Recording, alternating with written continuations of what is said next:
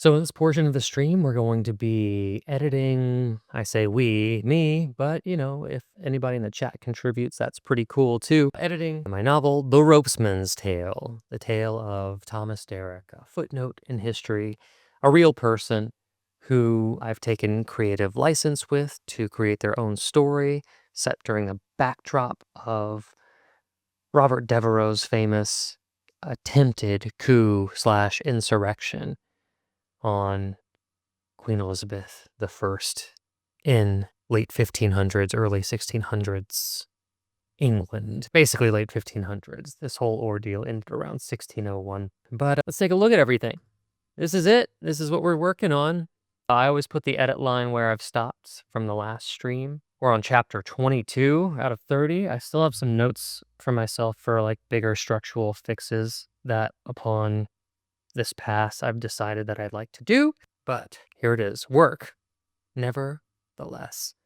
So let us begin on chapter 22. No longer need to know where we were, because here we are. The fire had been stoked too high for polite company. It turned the room humid, made must have been silver, is what I was trying to write, silver sweat, and pressed into the edges of conversation like a weight no one acknowledged. I don't like this. I have a tendency to overwrite whenever I'm not being rushed, and I had to scale things back. The roast was half gone, the wine decanted too early. Frances had tried her best. Cinnamon apples, a woven crust, but the warmth on the table didn't quite reach the people around it. Devereaux carved his venison in even, quiet slices. He hadn't touched the wine. Across from him, Sir Francis Walsingham leaned back in his chair, watching the flame rise behind Devereux's shoulder. There was no hostility in his eyes, just assessment. "What plans have you made, Robert?" Walsingham asked casually. Now that the court has shifted its gaze elsewhere. The Queen's memory is long, yes, but not always kind. We did some updates in earlier chapters that invalidate him asking this anymore. For those of you just tuning in, also, Sir Walsingham is Devereux's father-in-law and also ex-spy master to the Queen. So whenever you're trying to stage a coup, it is not in your best interest to give too much away to the father-in-law who has sworn loyalty to the Queen and helps her engage in espionage. "What plans have you made, Robert?" Walsingham asked casually. Devereux didn't answer at first. He finished slicing the last piece of meat on his plate and laid the knife flat with care.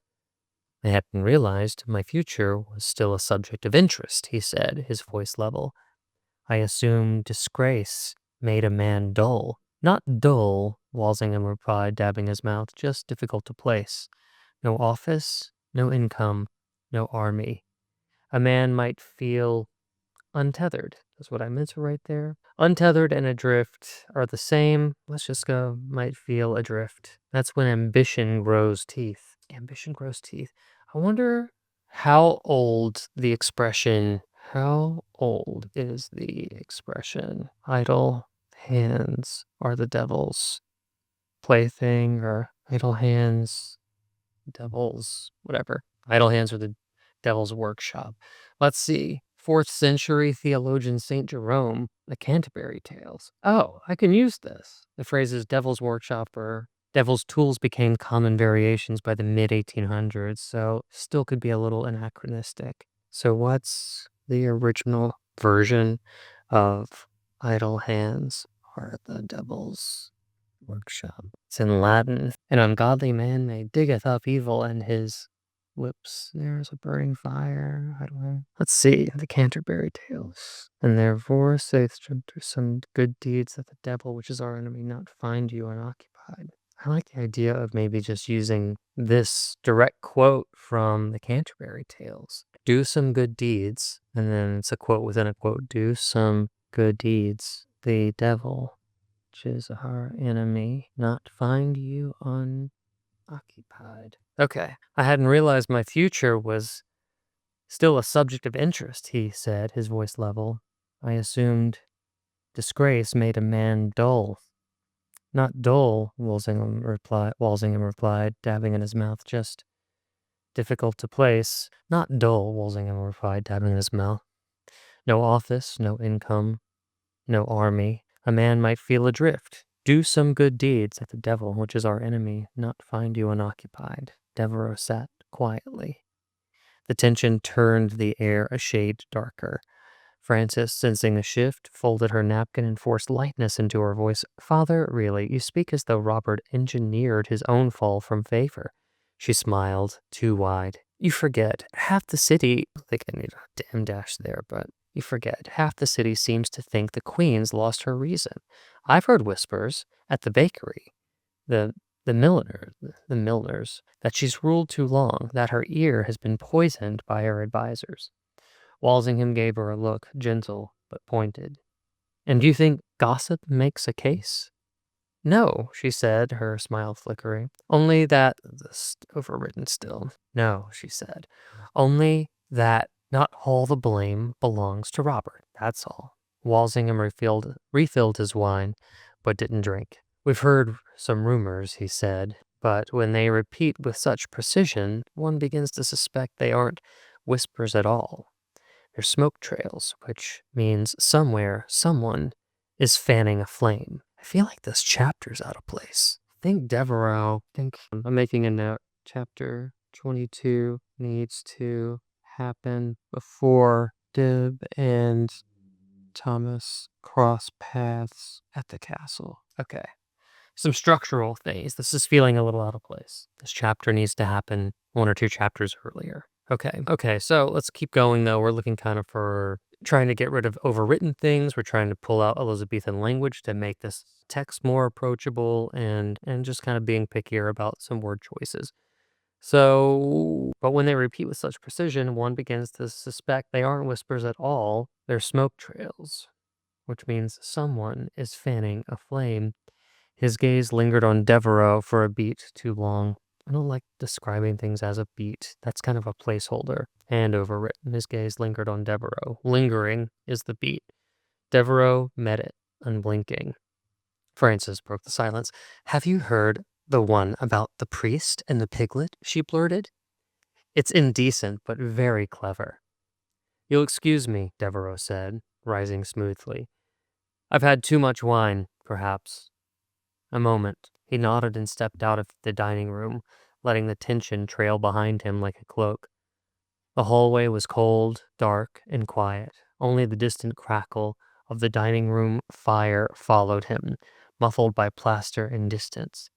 Devereux walked past the stairwell, past a gilt-framed portrait of Frances as a girl, and paused in front of the heavy oak door with the iron keyplate. Sir Francis's study. He didn't hesitate.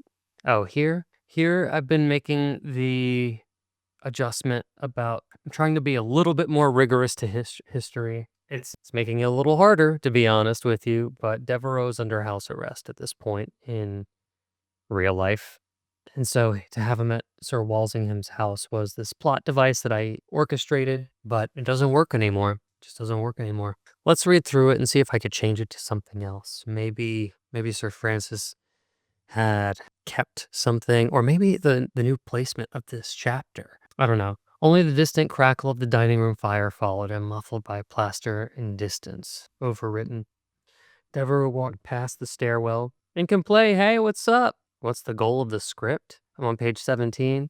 The goal is to finish and to tell a good joke. I said to tell a good joke, to tell a good story, actually. Let's see, I got Ink and Play, I got Me Off, I got Mookie, I got the terrible novelist here. Yeah, same goals as always, right? Tell a good story. But other than that, we're just editing, right? We're in the editing phase of this novel. No script work yet. We'll be doing script work at the end, kind of, for the digital writer's room that I'll be doing. Ooh-wee. Ooh-wee, ooh-wee, ooh-wee. Okay, so let's kind of hung up on this because this is a major rewrite. Let's see.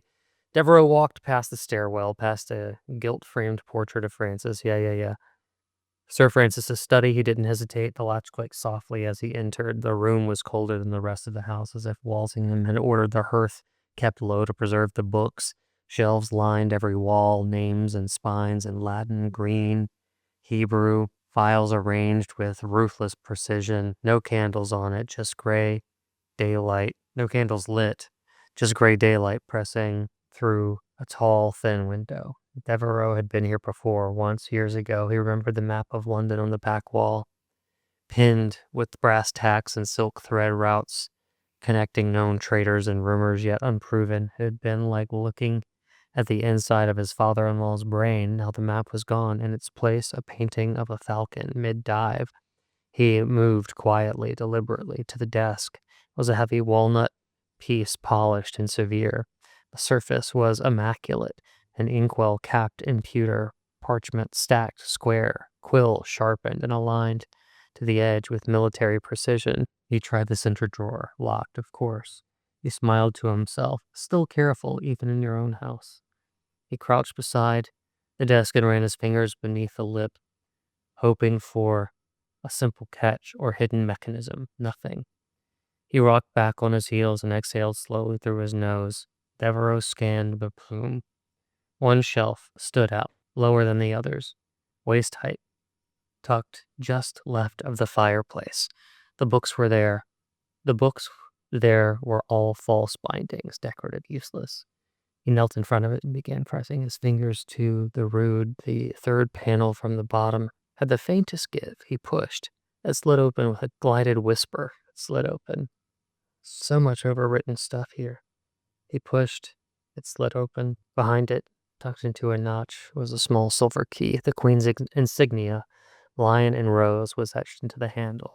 He stood, key in hand, hard ready, back at the desk. He fit it into the drawer's lock. It turned without resistance, like it had been waiting.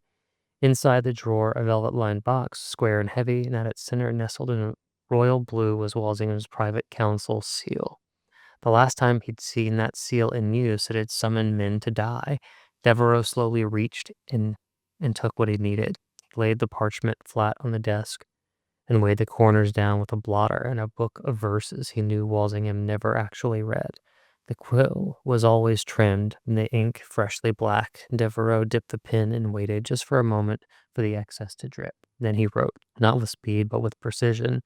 The language came easily. He'd read enough decrees, sat through enough council briefings, studied enough royal missives to know the tone by heart, restrained, lawful, almost bored by its own authority.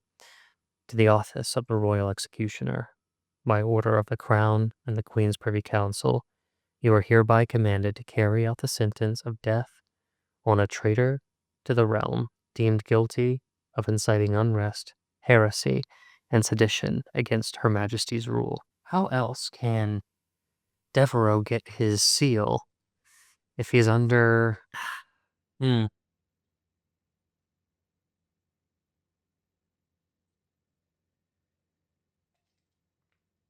I don't know. This is an interesting one. Part of me thinks that this should be Francis. I know there's two Francises. This is really confusing because there's one Francis I.S., who is Sir Francis Walsingham, and there's Francis E.S., which is his daughter, married to Devereaux. But my problem-solving brain tells me that we don't really need to see how he has acquired one of these seals. We know that he was in good favor from the queen a long time ago, and that he was a favorite. But if Francis is discovering this, I don't know. See here, Devereaux's taking action and moving the plot forward. He's moving the story along. He's using Francis's family for his own nefarious benefit, getting something that's going to affect our protagonist. And if I make Frances the one doing this, she's discovering something that's already happened. The audience maybe learns a little bit more about Devereaux's plan, but that was going to happen anyway. And then the only action that's being taken is that Devereaux's wife is choosing to remain inactive. I just don't think that's the stronger choice here. I don't know. I almost kind of don't even know if I need this chapter. I wanted to build. Why did I have this chapter in the first place? I wanted to build a sense of Devereaux's life at home and what he was dealing with, how he felt cornered and small, to kind of continue to explain his motivation for why he's taking such big risks in his life This could have been an overcorrection because I remember trying to create this because he seemed too two-dimensional. He seemed like a Will Ferrell character in the first draft, just like confidently ignorant and just so full of himself and pure ego. He seemed almost comedic, but we know him to be deeper than that. We can assume all people are a little deeper than that. Hmm, hmm, hmm, hmm, hmm.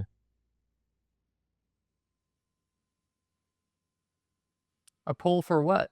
Incomplete, like page count? I don't do page counts, I'll be honest with you. I try and tell the best story, and based on whether it's under 90,000 words or over 90,000 words at the end, I'll just know if I've written a novel or novella. I try and tell the best story. I feel like if I'm trying to overdo it on words and try and get to a novel size count of words, then I'm being superfluous. It slows down the pace, and then I'm coming up with things to get in the way of the story to reach a page count, and I don't really operate that way. I want you to sit down, I want you to read this, I want you to feel like you're flying through the story, quite honestly. For who should say it? For who should say what? Because right now we're kind of trying to figure out who is breaking into the study, but I don't think we need to break into a study. Remember, Devereaux's under house arrest. So what I really need to do is to problem solve this is let me go to my notes and see if I can find anything on my notes about the time period.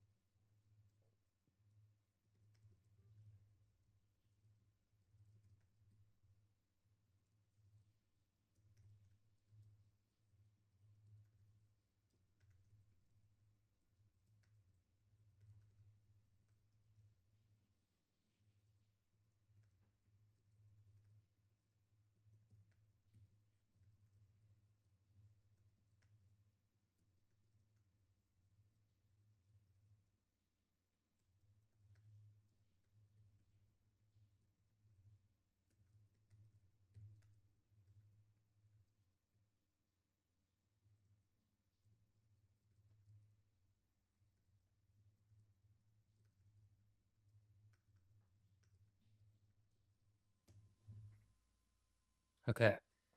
This is tough because this is where I take creative liberty. About the liberty, man, if it were closer to the truth, the story would just take place over years and be a really long wait before any sort of action happens. So I just need to.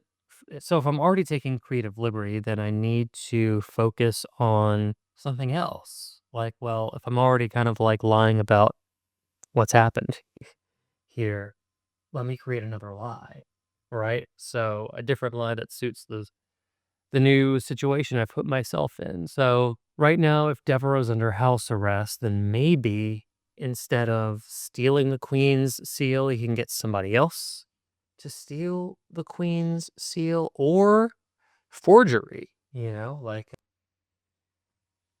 like maybe Devereaux has been tinkering away at at this little project of his, carving out a rough seal from memory while he has nothing to do. Like he can't escape his house, but he still has all the luxuries of things that you have in a house. He's not allowed to leave the property, but he could do things. Maybe he already has something from his days of spending time with the queen that he can use to like recreate it, like an old letter, or maybe he uses, or maybe like spends a lot of time like slowly peeling away an old seal and like using a candle's flame to like seal it with with roughly the same emblem to give it to Thomas Derrick to execute this thing that kicks off the whole coup.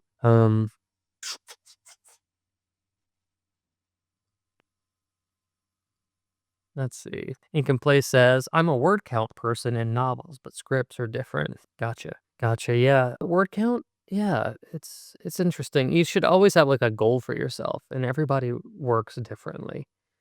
I would be interested to read what your novels read like whenever you're trying to reach a word count goal, right? Like is do you find that your writing is maybe overwritten? Could you say things in a more concise way? Do you feel like it takes a lot of time to move through a chapter or through your story? Or how do you find that it affects your writing?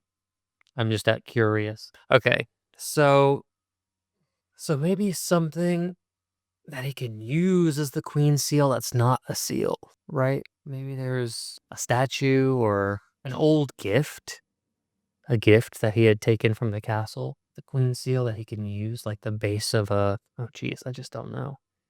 I just don't know. Let me see. Maybe I can get something like, was the queen's seal ever used on other objects? Not the queen's, but was Queen Elizabeth I seal ever used on other objects beside her signet ring? But one of the more common seals was made by ring, usually embossing the piece of the ring. Yes. Queen Elizabeth the first seals were used in a wide variety of official objects and documents. The most significant was the Great Seal of England, a massive two-sided matrix that was applied to important state documents using green, red, or blue wax. The Great Seal matrix and bursts. The silver matrix of the Great Seal was carried by a highly decorative embroidered purse or burse by the Lord Chancellor. These burses were often replaced and served as a symbolic protected container for the seal. So if there were multiple seals, wax impressions, pendant seals, the Great Seal was not pressed directly onto paper, but rather wax was impressed by the metal matrix. This doesn't help me. Oh, besides the Great Seal, Elizabeth used smaller personal privy seals for documents that she authorized directly. Memento mori seals. Seals sometimes bore specific symbolic imagery, such as a skull with the roads in our memento mori. Remember that you will die. Often used to authenticate documents related to piety or to secure personal correspondence. Interesting. Okay, so if there's multiple seals, I wonder if there's a chance for him to swipe it.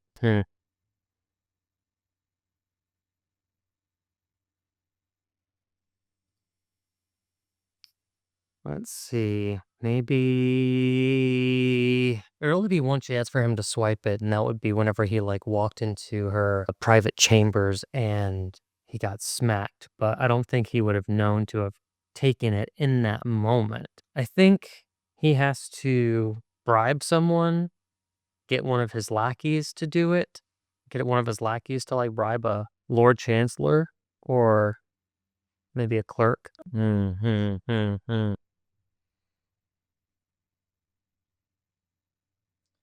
Okay, maybe taking an impression. So if Sir Francis like comes to dinner and he's carrying an office seal,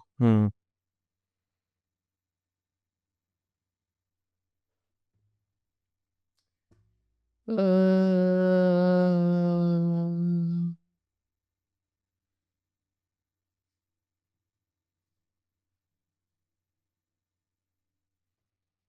the Great Seal was a huge deal, and its security was entrusted to the Lord Keeper Chancellor. It's not something someone would casually have at dinner. Also, the three seal systems matter. The Great Seal is bound to routine and rules. The other seals do faster, more confidential work. So keep the same seal degree view, but you can make document explicitly a Privy Council order rather than the Queen's seal.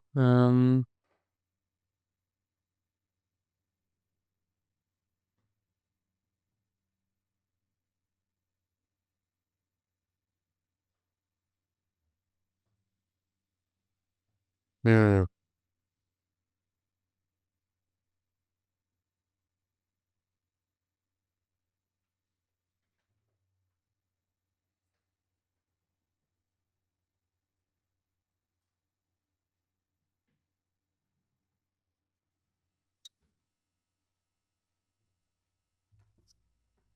Here, a clerk. Man, there's so many options. I just kind of feeling stuck on what I should choose. Yeah, come here. Sorry, this dog is squeaking at me. I don't know if you can hear it. What should we do, Sugar? Should we have Devereaux just bribe a clerk? I would like to keep the thread insular, right? Like if we can use a character that we've already established, then they seem more purposeful. Like we introduced them for a reason, right? Like Sir Francis Walsingham. Okay, well that kind of tells me that. So instead of some nameless clerk, maybe it's Walsingham has some sort of signet ring or some sort of office seal on him for some reason, and Devereaux can take a impression of it as opposed to sneaking over to his office looking for something, you know.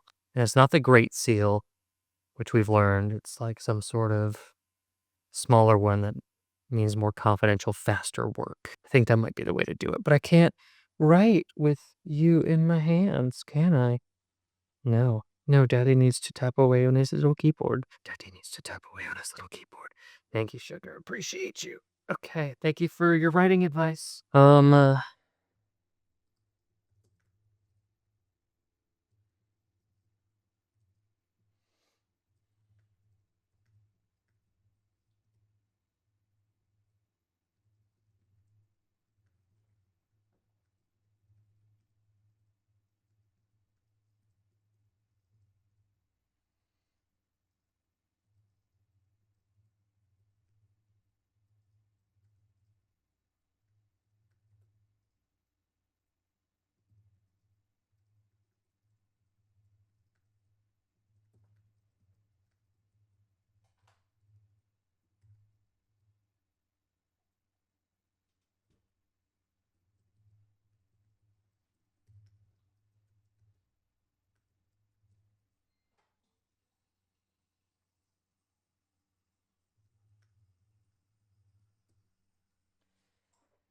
So, all this hard work gone. Jeez. Well, that's what editing is for. My God. I already have Walsingham's private counsel seal. That's basically what I want. So, I can do this without, I don't even need this for polite company. They turn the room humid. They get up and you think gossip makes a case? No, perhaps a moment. This can be here. Just don't need Francis's study. So, that was a lie. Told without shame. He hadn't touched the wine. And I just want to make sure I didn't have him drinking it up here. He hadn't touched the wine. Move that down. Okay. He stepped out. He nodded and stepped out of the dining room, letting the tension trail behind him. Don't need that. I feel like I've used I love the visual of a cloak, but too much. I feel like that's like one of the fourth or fifth references I've made to somebody in a cloak. Also, we should bring back cloaks. The hallway was cold, dark, and quiet. Deborah walked past the stairwell.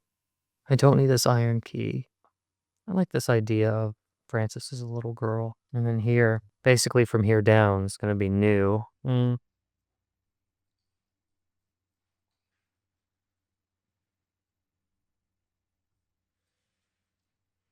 Let's see. He walked as if he had nowhere to be. His only intention was to relieve himself of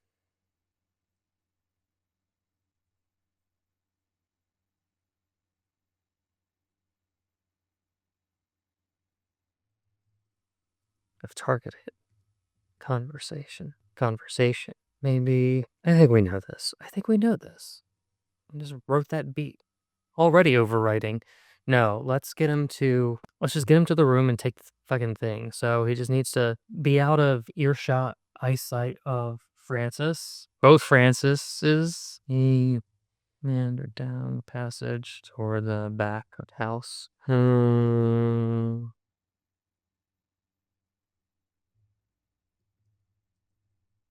entered a modest room, lighting. Have you been lighting a candle?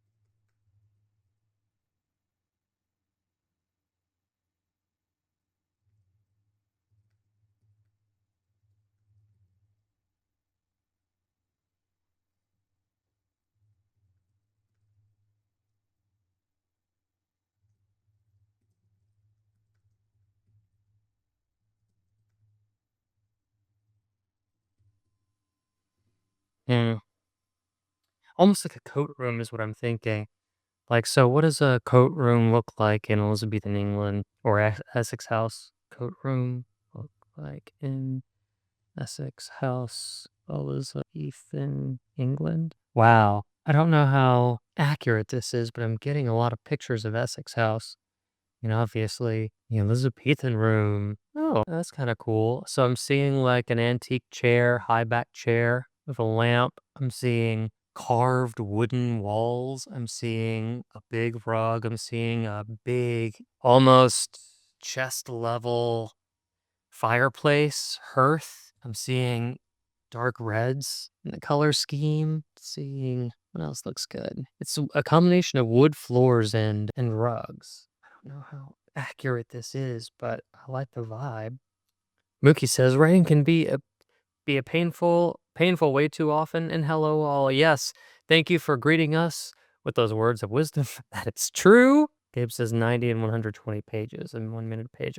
So Gabriel is saying art here is talking about a screenplay format. Yeah, that's usually the length of your average screenplay is somewhere between 90 and 120. Of course, exceptions are made all the time. Of course, it's budget meeting time. Of course, of course. Don't worry, I'm trying to figure out something basically impossible here.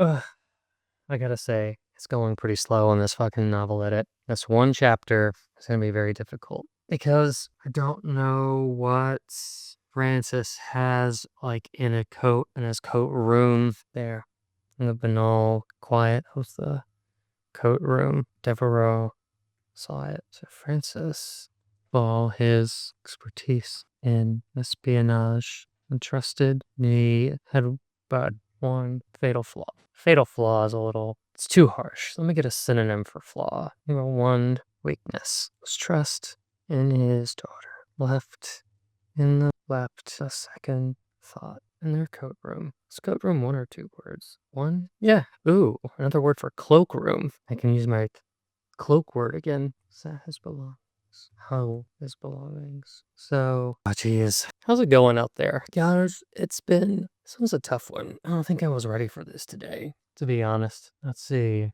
Hung his belongings. So let's get a seal in his coat. Everything immediately. Devereaux's hands were in pockets, sorted through his. I didn't know what he was looking for till he found it. And then how do I say this? And it'll be like an impression. It'll be like the seal, the signet. Oh, what's it called? Is it just in his like half hidden in its folds? It was a small leather pouch. He opened it. Inside, seal matrix in its case, plain, worn at the handle. A kind of object that looked impressive until it touched wax. Devereaux had seen it before. Oh, we know Elizabeth's seal, the lion, the Tudor rose, Queen's seal. So let's talk about how we might get this seal copied. You'll use something like candle wax or beeswax or geez, I don't know. I was thinking about that pencil over paper kind of situation, but you need impressions. You need to cast a mold. You need like plaster or something like that. I think maybe a household candle, right? Ooh, okay, okay, okay, okay. Okay. So what if I'm actually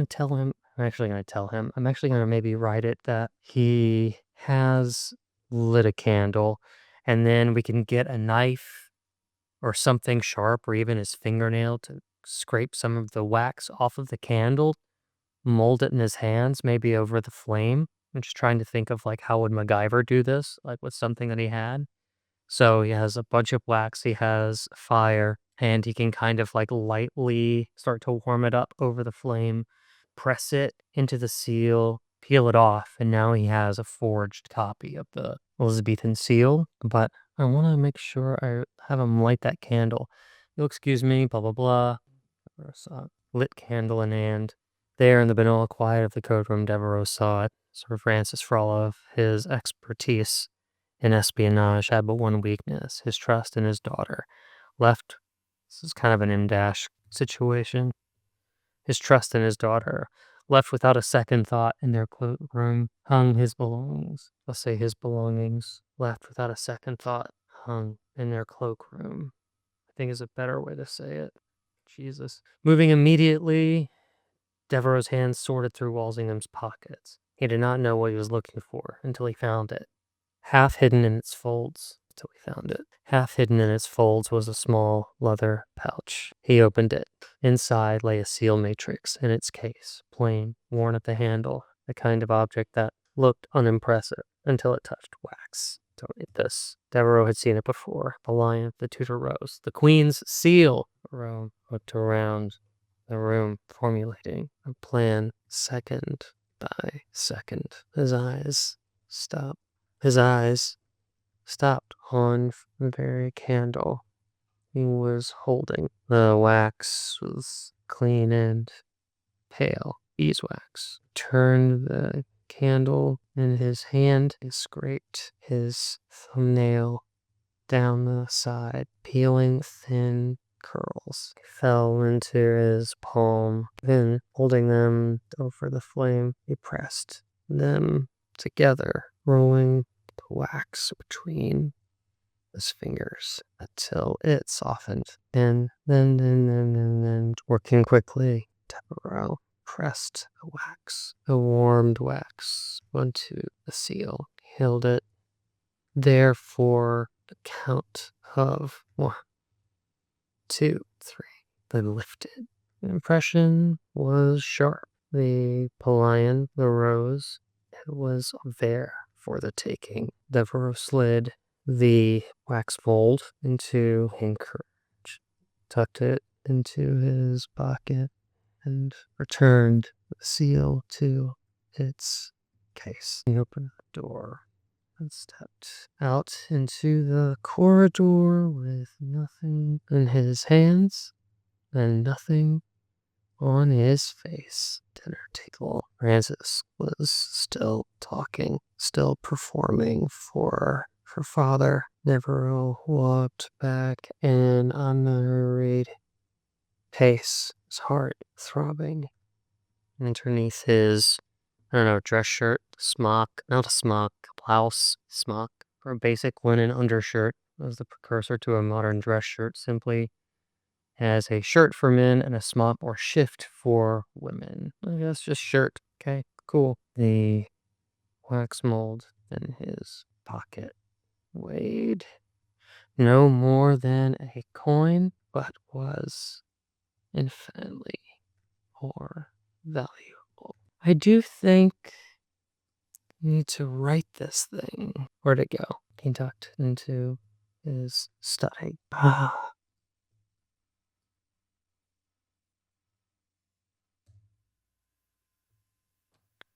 Okay. His mind wheeling. Finally, he ducked into his study and began to draft a letter, decree, and would set to motion his redemption. Set his own redemption. Set his redemption to motion. To the office of the Royal Executioner, by the order of the Crown and the Queen's Privy Council, you are hereby commanded to carry out the sentence of death On a traitor to the realm deemed guilty of inciting unrest, heresy, and sedition against Her Majesty's rule.